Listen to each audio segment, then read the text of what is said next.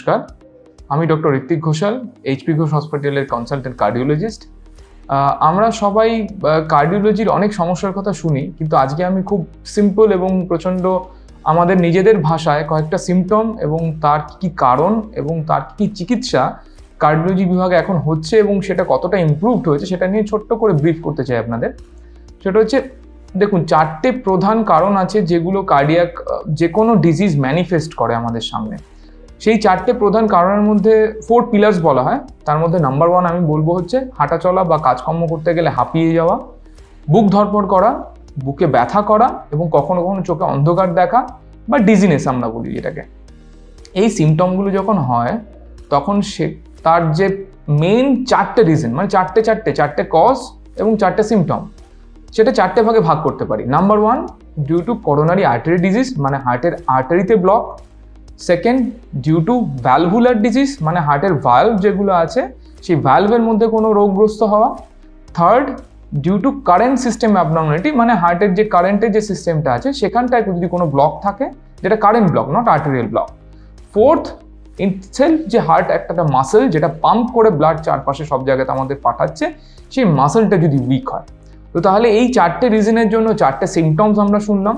এবং তার চিকিৎসা কিভাবে করা হয়, খুব গ্রসলি যদি বলতে হয় তাহলে কোনো হার্টের যদি কোনো আর্টারিতে ব্লক থাকে, পেশেন্ট বুকে ব্যথা ফিল করেন, হাঁটতে চলতে গেলে অসুবিধা হচ্ছে, শ্বাসকষ্ট হচ্ছে, বুকে ব্যথা হচ্ছে, তখন আমরা ইসিজি, ইকোকার্ডিওগ্রাফি, ট্রোপোনিন মানে বায়োমার্কার্স টেস্ট করে দেখার পর যদি কোনো মনে হয় যে না ব্লক থাকার চান্স খুব হাই, সেক্ষেত্রে করোনারি অ্যাঞ্জিওগ্রাম করে দেখে ব্লক যদি থাকে সেটাকে আজকাল সবথেকে অত্যাধুনিক পদ্ধতি যেগুলো হয়, মানে ধরুন ক্যামেরা ইউজ করে, ওসিটি, আইভাস, এই ধরনের পদ্ধতি ইউজ করে হার্টের আর্টারিতে স্টেন্ট করা।